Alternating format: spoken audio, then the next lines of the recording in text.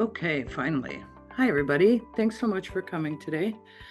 My name is Allyson Miller. I'm the director of the Academic Integrity Office.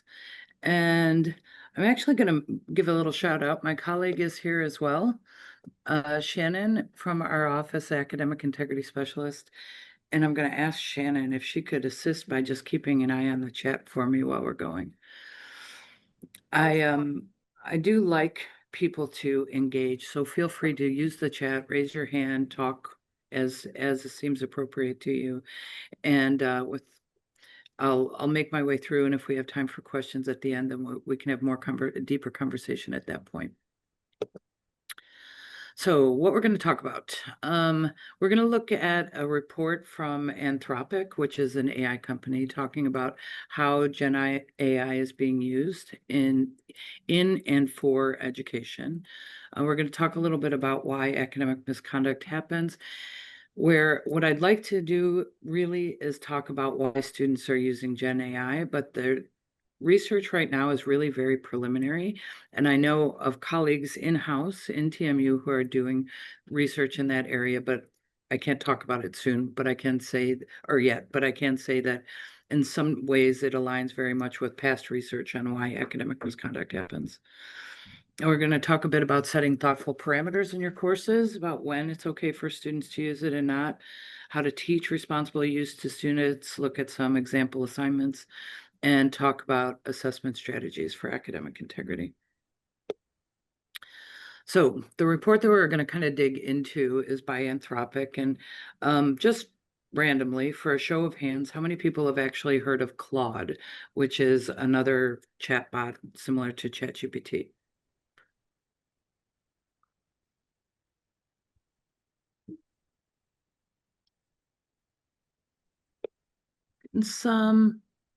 A fair number of folks have heard of it. Claude, I think just to contextualize this research, Claude is a little bit different than ChatGPT, kind of in two ways. One is just its popularity. So ChatGPT is known about by virtually everyone, very familiar to the general public. Claude, on the other hand, is made by Anthropic, and it's maybe less well known to people who are not into tech. Donna uses it great.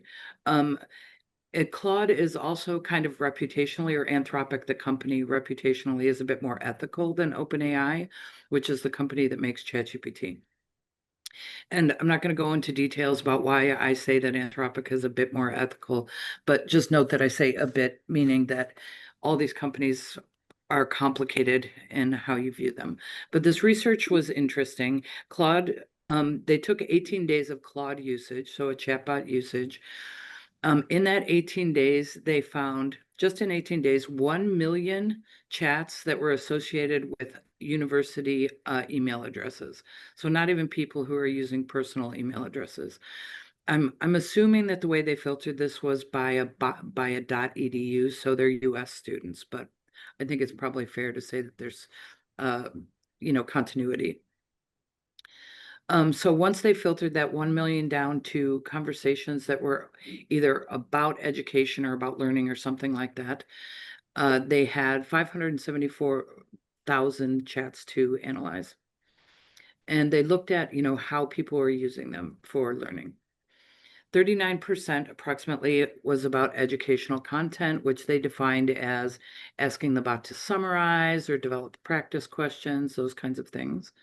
33% were for technical explanations and solutions, 11% for analyzing and visualizing data, 6% for research design and tool development, 3% to create technical diagrams, and 2% to translate and edit between languages.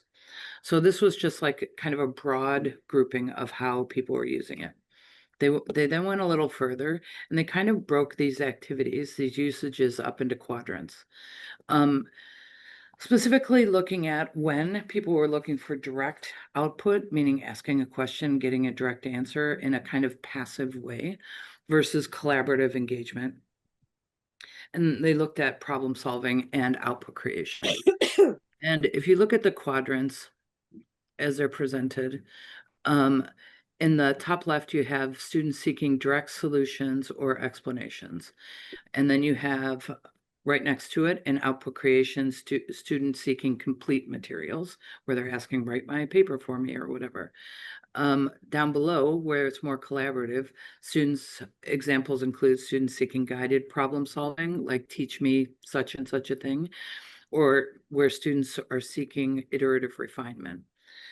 What's interesting to me about this when I look at this is that depending on the context and the parameters for any given course, any one of these things could be perfectly fine, or any one of these things could be academic misconduct.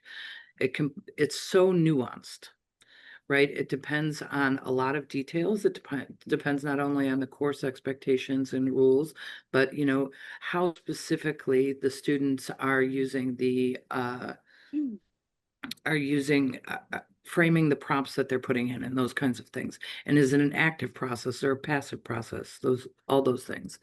Regarding a question that Rishi sent via direct message, yes, Claude is like ChatGPT, somewhat different in some kind of qualities, but otherwise it's largely just a chatbot. So then they went a little further and tried to break it down by what areas were being discussed. And you'll see that it's a little bit skewed here. Claude is most famous for its abilities in coding. Tech people tend to use it a bit more. And so the computer science folks were, for the most part, overrepresented in this group, but you can still see across different kinds of domains that people were using it: humanities, health professionals, business, etc. What's interesting, I think, though, for our purposes, is the bottom one, which is education. I'm guessing, though it's really hard for them looking at the data itself to know one way or the other, but I'm guessing these are not education students who are using it, it's instructors, right? So education showed the strongest preference for output creation, as opposed to iterative, covering 74% of the conversations. However, it might come from the problems with filtering, but a lot of them were like, create tests for this, or create educational materials, create lesson plans, those kinds of things, which I thought was very interesting. So we know that our educators are exploring and experimenting, which is good. And I will say, I'm especially glad to see that people are playing with Claude, because I do think it's slightly more ethical than the other ones. I think that Claude is similar to ChatGPT. It has tiers of access. So you have the free version, and then there's varying and escalating paid versions.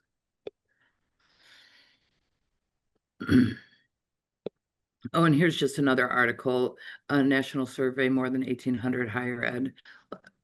Of 1,800 higher ed folks, 18% describe themselves as frequent users of Gen AI. What's interesting, though, about the Claude report, and I guess not probably surprising to anybody, is that functionally what they saw was that people were using the tool to flip Bloom's taxonomy on its head. So all the things that we've kind of cherished and held sacred in higher ed, those high-level things like creating, evaluating, analyzing, those are the things that it's being used most for. Now, you could look at this in two different ways. You can say, well, people are creating more, and creating is good, therefore AI is good. And then you can look at it in a negative way and say, it's not the students who are or the users that are doing the creating, it's the bot. And so that in itself changes things significantly, right? So that was the report. And what I'd like to transition to here is why students are using it in ways that we might decide is unethical.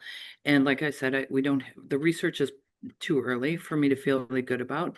And the stuff that's happening in-house is not public yet, so I can't really talk about it. So we'll talk about academic misconduct in general. And, there's a bunch of different reasons why students make bad decisions. Sometimes it's orientation towards success. So we've seen this in our, it's transactional, where they just need to be successful to get the degree, to get the job. There's also emphasis on competition. And we saw this during COVID when cheating kind of skyrocketed, and we received emails from students directly reporting other students saying, how is it fair? They're getting better grades than me. How do I compete? Those kinds of things. Limited self-efficacy and resilience. So being able to navigate the challenges of life, that's the one we're going to come back to.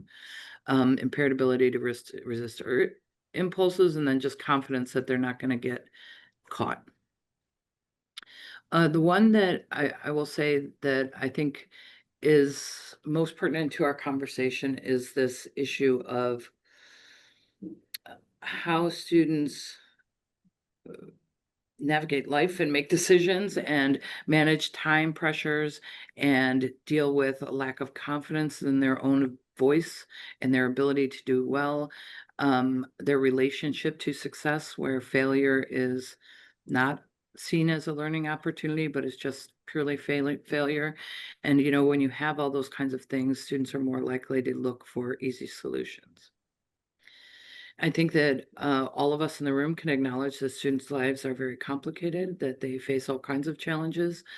And I think that there is, for very good reasons, impulse to remove as many barriers, as many of those challenges as we can for students so that they can be successful. I guess what I worry about the most, though, is that when we do that, when we remove barriers, when we say, let's make things easy, that we're actually harming our students.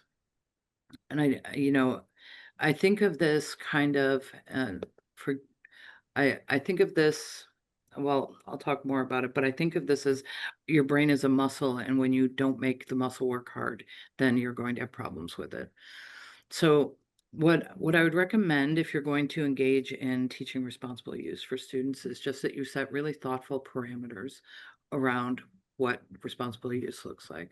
So for your course, consider the learning outcomes, not just the explicit ones, but the implicit ones. So for a long time ago, it was for a long time it's been like this. You have these course level learning outcomes, and unsaid were these other things that we never really had to say, but really mattered. Like, one of the learning outcomes that nobody ever wrote in any course is knowing how to read a complicated text and wrestle with it and explain it in your own words. Nobody puts that in the learning outcomes, but functionally, that's one of the things you're teaching oftentimes.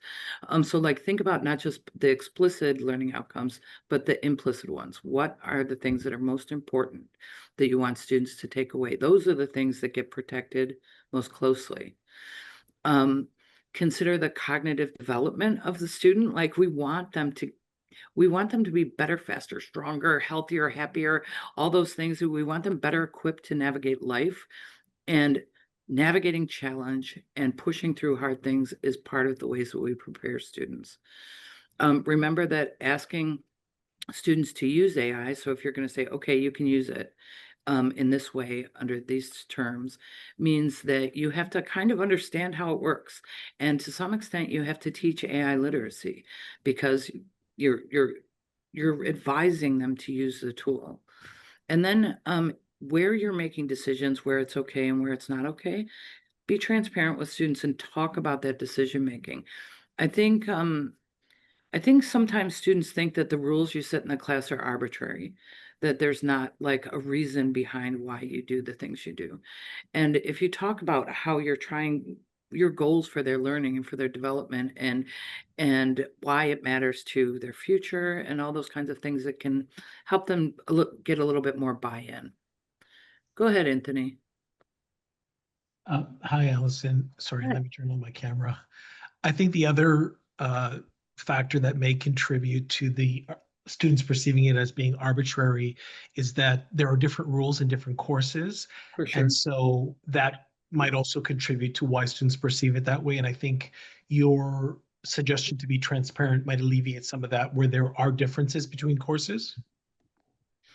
Yeah, for sure. In fact, I would go so far as to say that if you're integrating AI, you might want to have explicit, detailed rules for every assessment, let alone just having a course outline statement. Because there may be situations, and especially if you are talking about letting students use this, like that's what responsible use can in some cases mean not using it, right? There are some places where it's not responsible to use it. But like you might want to actually, I'll talk about that in a sec, Rishi. You might actually want to say, have like a little checklist. These tools are allowed for this assessment. These tools are allowed for that assessment. And we actually have a checklist like that somewhere around here that we could share with folks. Um, in terms of detailed rules, I would say that, and I talk about this later on, but it's really just like you're going to say maybe the student has to document their process. Maybe they have to provide the chat history. Maybe they have to cite wherever they use text created by AI. The challenges with this, though, and the thing that I think you have to accept as fact is that nothing about those rules prevents students from going outside them, which is why you have to consider those things that are learning outcomes that you really need to preserve and ones where you've got a little bit of space. So very early on when ChatGPT hit the scene, the University of Sydney came out with this idea of a two-lane approach. And I think that they were on spot on, where so many things that people said at the beginning really became dated very quickly as the technology changed. Fundamentally, what University of Sydney recommends has held true.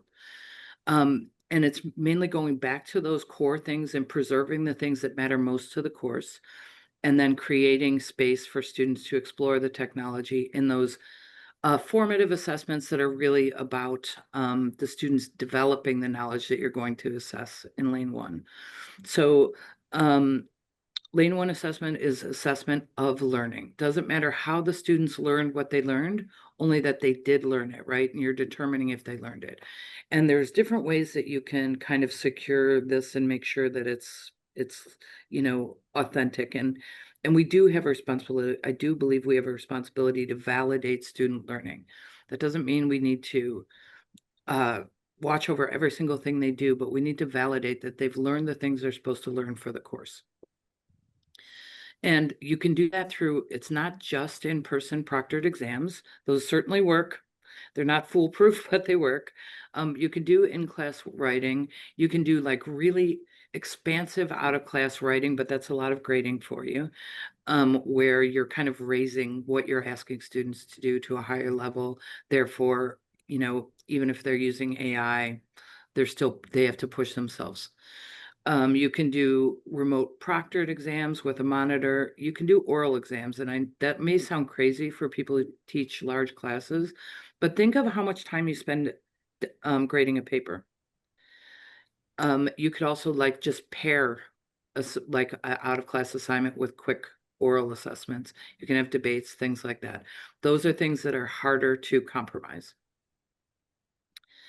Regarding your question about remote proctored exams, the university provides Respondus Monitor as an option, and you absolutely can request it for your course. You just go fill out a form. We have syllabus statements where you can explicitly say no AI use, and we've got recommendations. I can share that document. Rishi, you're you're sending your messages as private messages so the rest of the group can't see them. So if you just change the to field, that way it could be a bit more of a conversation. Thank you for sharing that, Shannon. And if you could also share the sample syllabus statements doc, I would love it. Sorry for putting you to work.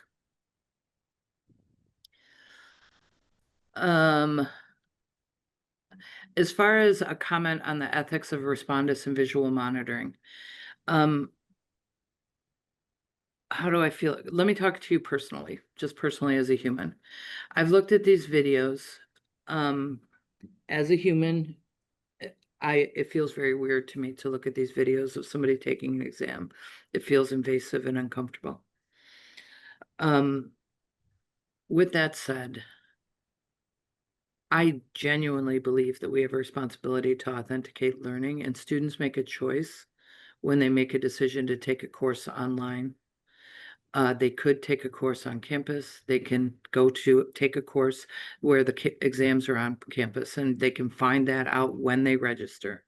So to me, I think students opt into these kinds of situations if they take classes online. And I also want to remind you that everything doesn't need to be a locked down environment, just those core things. So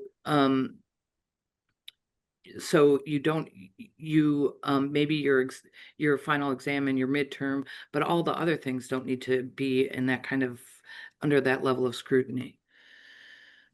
Um, and yeah, of course you're allowed to, every instructor makes a decision and they absolutely get to decide on the terms of student engagement for their assessment. So you absolutely can say, no, students are not allowed to use AI at all in my course. You're allowed. Um, you're also allowed as an instructor to say, use it as much as you want, however you want.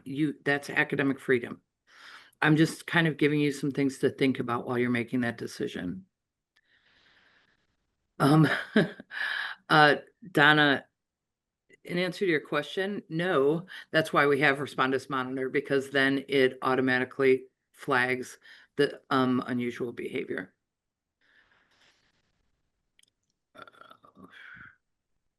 Okay, so what I would recommend anyway is that you just kind of develop your own little decision tree for your course. Go through everything that you really want that's in the course, everything that they do in terms of not just like break those things down into skills. Like when are they writing? When are they, doing visual development? When are they doing what are the big kind of higher level learning outcomes, but what are all the skills that the students are working on? And do do a list like that and then just kind of ask yourself which are the things that exist to build the knowledge in the skills and which are the ones to assess the development of those things. The ones that are used for building can be those lane two assessments where you can let the students experiment a bit more. In terms of teaching the responsible use though, and I kind of think of this as it's something I guess I hope that everyone's thinking about. So it's not just, it's conversations we need to have with our students, but it's also things we need to think about ourselves. Um, so this is my biggest thing, mainly because what I treasure most about education is what is the growth that happens through that process. Um, AI removes all the struggle. It makes it so all the hardest parts of what we do can be easy. And I find that very concerning. I think that like when we move from when we were working in the fields and everything, and then we started working at desks, nobody worried about our bodies, and it took us decades to figure out that we needed to exercise and build muscle work into our lives and eat in better ways and those kinds of things so that we could be healthy. And it took us a long time to actually build that knowledge so that even young kids talk about being healthy, right? And getting exercise and eating the right way. But nobody talks about intellectual health that way. And I think that we're going to have to start thinking about that because we can offload our thinking if we want to. And that's problematic. So talk to your students about that, what that means for their own development. Also talk to them and get them to think about kind of contextual appropriateness or lack thereof. When I say these things, it's worth letting students know that you these problems, these challenges of people making mistakes with this technology are not just, it's not just a student thing. And they need to know that there are implications to making choices to using this technology, whether it's in school or out in the real world. There's a study that came out that showed that there's a fair portion of people who perceive people who use AI as lazier, less diligent. Um, so if students are going to use this technology in their professional life, in their education, do they want to be perceived that way? Because some people will perceive them that way. New York Times article regarding faculty use of AI in their teaching materials. There's two stories that came out of it like this. I just linked to one where a student just was livid to find out that this very expensive university she was attending to have these very elite professors was using AI to generate course material and left the university because of it. Following mass shooting at another university, Vanderbilt sent an email trying to create a culture of care to all the entire community, and the email had evidence that it was authored by ChatGPT. So the teaching students that they need to be aware of context, and context matters, is important. And similarly, a student is being evaluated on their ability to develop a cogent argument and ask AI for an outline, contextually inappropriate.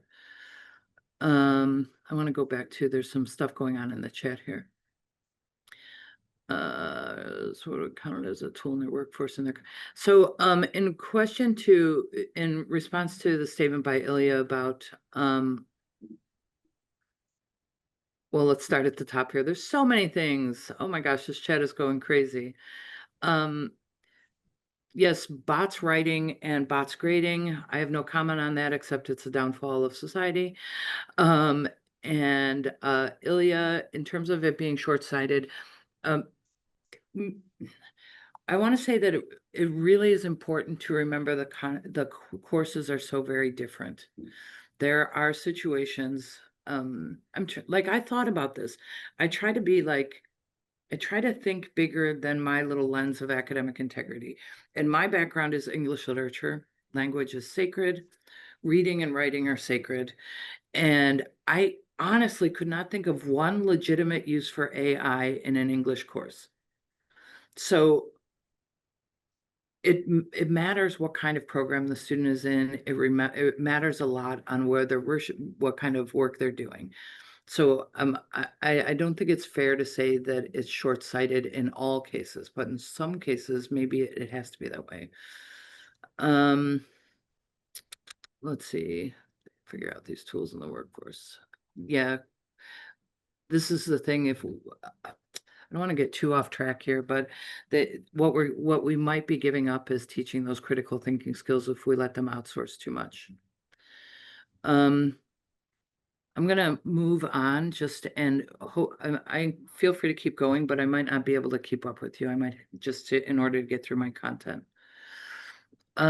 So things you can think about yourselves, have your students think about. Would disclosure of using the AI damage my or my institution's or my work's reputation? Would it undermine the perceived value of the work? Would it cause harm to a human or a relationship? And then what is being evaluated? So for students especially, what's being evaluated? Tell them what's being evaluated. Does AI use circumvent that evaluation? If it does, then it's not appropriate. Also, there's the issue of critically evaluating the output. We see professionals out in the world making huge mistakes. We've seen multiple stories about lawyers who have used fake case law because they didn't know how to critically look at AI output. They didn't understand how AI works, and these are people out in the professional world, not just students. Zillow, there's a massive $304 million inventory write-down. Basically, what happened is they used AI to analyze a large set of data, so big that it wasn't possible for any human that was working there to validate that interpretation of the data, and it resulted in a $300 million inventory loss. $304 million loss. And then, of course, students submits homework. This happens all the time, where it sounds really good to the student, but it is entirely wrong, but they don't have the expertise to actually evaluate the output.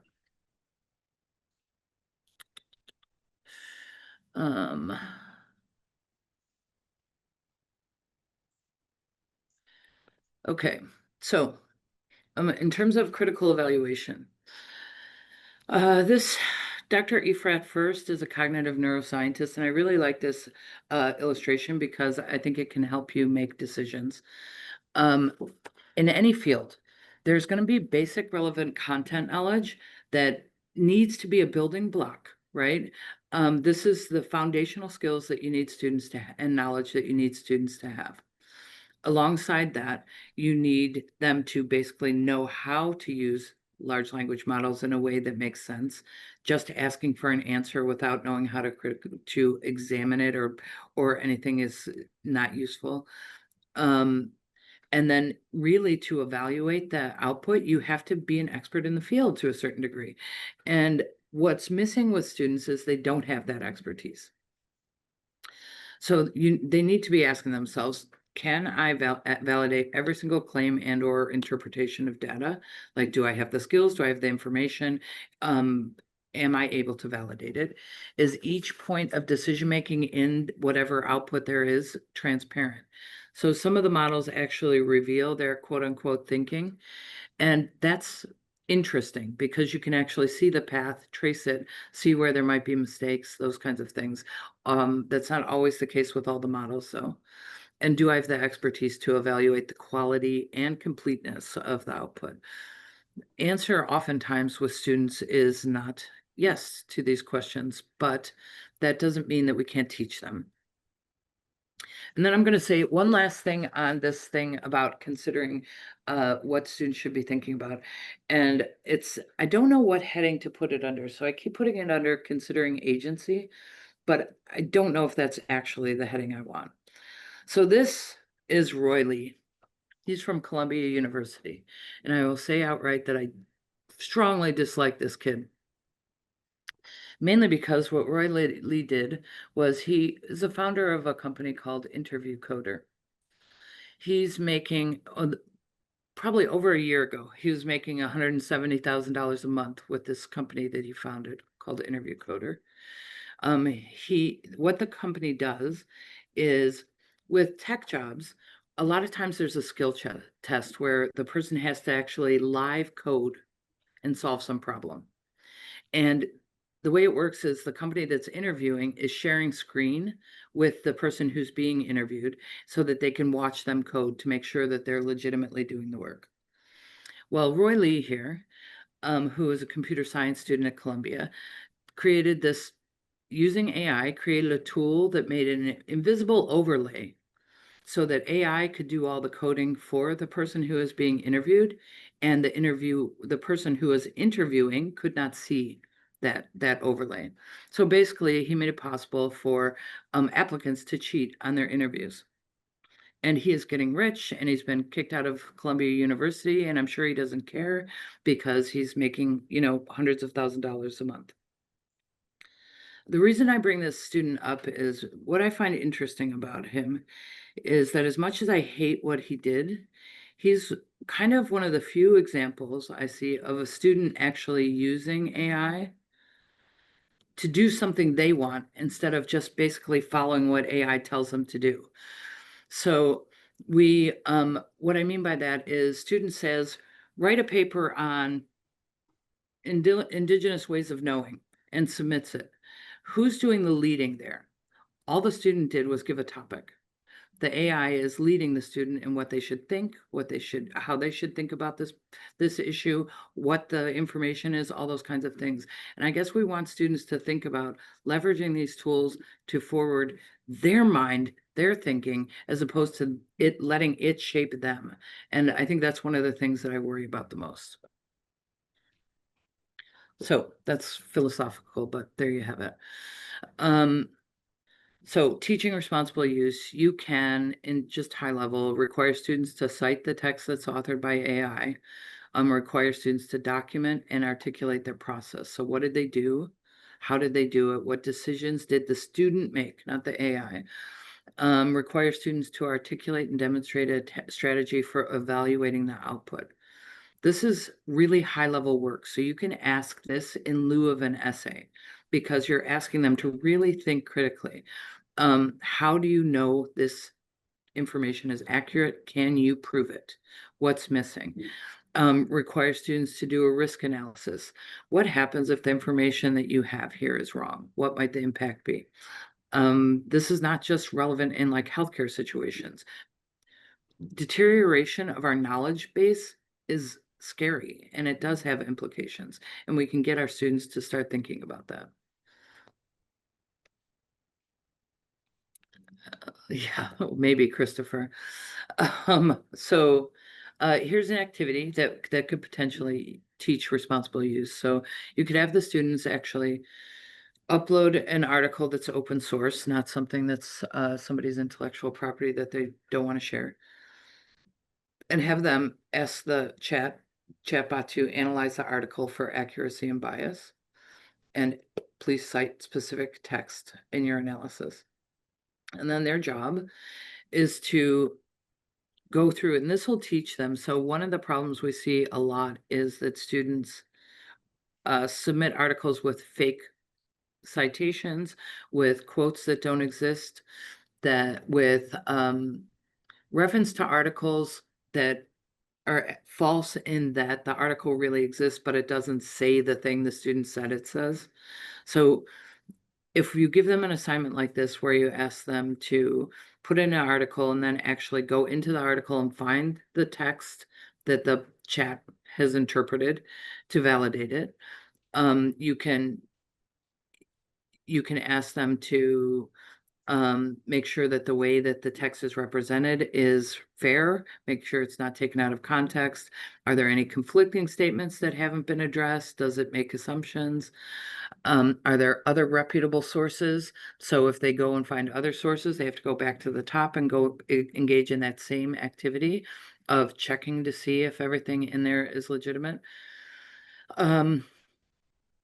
This is, I think, a worthwhile activity for critical thinking, for learning about the technology itself, and for engaging actively with any reading that you've assigned in the class. I just want to catch up on the chat here. JP Open was using it to write notes in patients' files. Interesting. A good question. I'm going to put contextual appropriateness checklist in source. Great. Okay.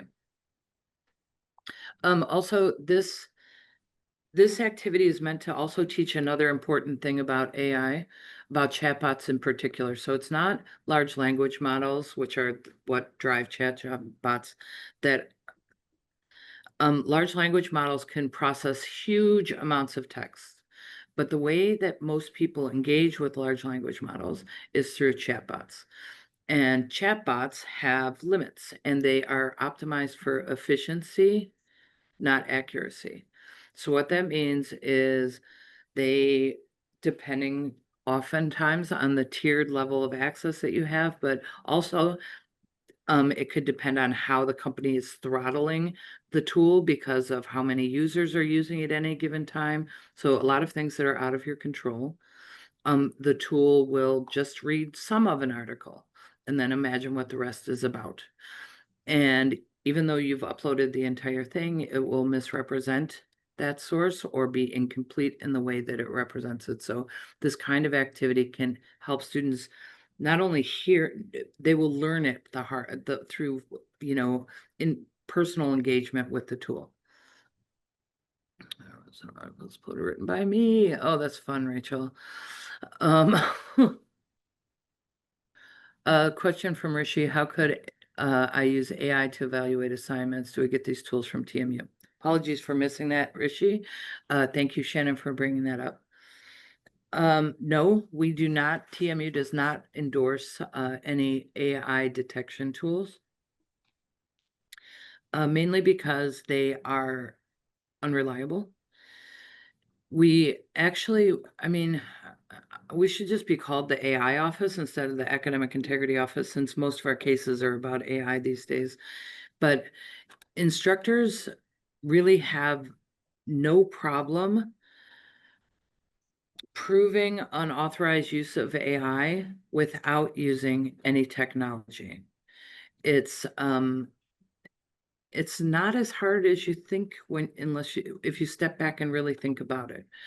So the simplest ways are fake sources, fake quotes, misrepresentation of source material.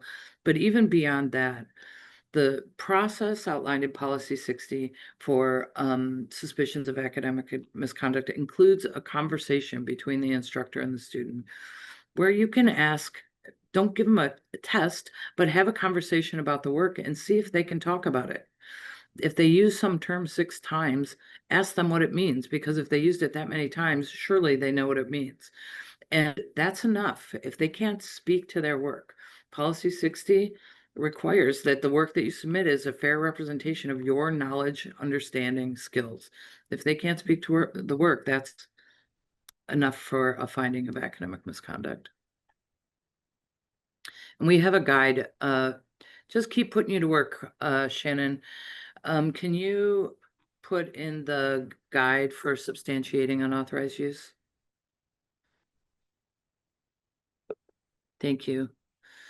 Another one you can ask students to do is generate an essay on whatever topic is relevant for your course, and then go make them find the real sources, read the real sources, highlight the text in the real sources, like pull the PDF from the library, highlight the text that matches the claims that are made in the essay, identify missing perspectives, and then ultimately evaluate the quality of the essay based on that research. So basically you're flipping it and making them find the research that supports it and reading it. Like you can't, so you could see, you could imagine a student where a student says, generate an essay on whatever.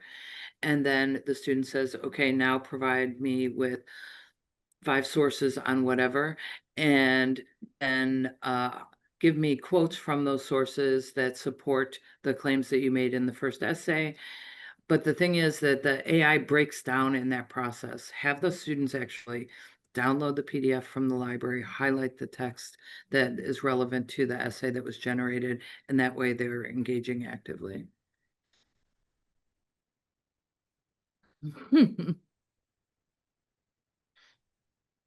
Oh, that's amazing. Some of the stories are fantastic. So, uh, Lisa says I had a student submit a photo of a children's storybook that he used for assignment, but the storybook does not exist. He had no response to the question, how did you take a photograph of a book that doesn't exist? Um, um, AI to create the photo, AI to, it's quite a ride we're on, folks. And then there there's ways to use this that I guess what I worry about is too much passive consumption, because we know that passive consumption of information does not result in integration into the way we think about things and the way that we um the way that that impacts future thinking, right? So we can teach them to use AI so that it's active learning instead of passive learning. So this is just an example of a prompt that students could use that would at least work towards active learning. So test my understanding of a topic, start with simple high-level questions, and if my responses are correct, increase the difficulty. If I get the answer to the question wrong, do not provide the answer. Instead, engage in Socratic dialogue to guide me to greater understanding. This is like an active learning activity. Um, so this is a nice transition, Donna. So I've been talking about this for a long time. And one of the things that I recommend when it comes to students using research and writing papers or whatever where they're citing sources is that you have them attach when they upload it on D2L. There's a spot for adding attachments. Have them attach the sources that they use, PDFs, highlighting the parts that they cited. Now, if they actually looked at those articles and read them, this is not a lot of extra labor. It's really very little. And it is for you, it's so much easier for you to validate the research that they're integrating in their work. So we do have strategies for academic integrity. And I don't know if I should go through them all or have a conversation. This is a document that exists. And the important thing about the document and the strategies is to recognize that no single strategy necessarily results in a robust assignment. But depending on what you're assessing, what is lane one, what's lane two, you can push together a bunch of these strategies. So I'm going to actually pause here because this is a document where we go through a bunch of different things, or we can have a conversation because we've got 10 minutes left. So tell me what you'd like, folks. Feel free to speak or use the chat.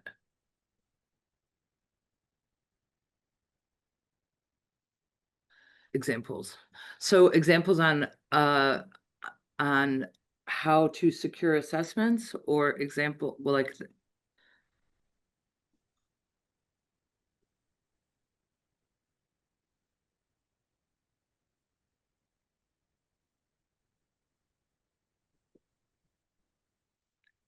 so quiet, so quiet.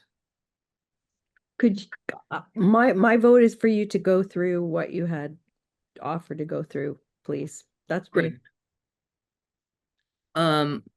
Fantastic. So I'm going to do it then. So there's a bunch of different strategies. Like I said, no one strategy should kind of exist on its own. So think about kind of really, really, one of the reasons why students use AI is because it sounds so good to them. But we want to hear their voice. So actually, ask students to kind of really like build assignments that really reward authentic voice and originality. So for example, ask students to formulate their own research questions and justify its originality, right? So how is it different? By referencing gaps, tensions, et cetera, in existing research, evaluate them on how well they're able to build a novel argument. And yes, this actually, this slide deck is going to go out to you guys. And the source document is linked at the heading of all of these different ones. And if Shannon wants to put it in the chat, you can do that too. That's fine. Scaffolded assignments are always good. Shoot for authenticity. And when I say authenticity, that can mean a lot of things, but generally what it means is if you can make a connection between what you're doing in the classroom and the skills that they're going to need in their job someday. Thanks so much, Shannon. That increases engagement. Breaking things up into stages can be helpful, both in terms of students not being overwhelmed, so maybe less likely to turn to AI, but also because it gives you some foundation if later on there's problems, because it's harder to get continuity between staged assessment if you're using AI. Like you're more likely to see some differences that might draw your attention to inappropriate use. So for example, in a business ethics course, students work in teams to develop a code of conduct for a startup. They must kind of iteratively revise based on class feedback, peer input, current events. And those are big things.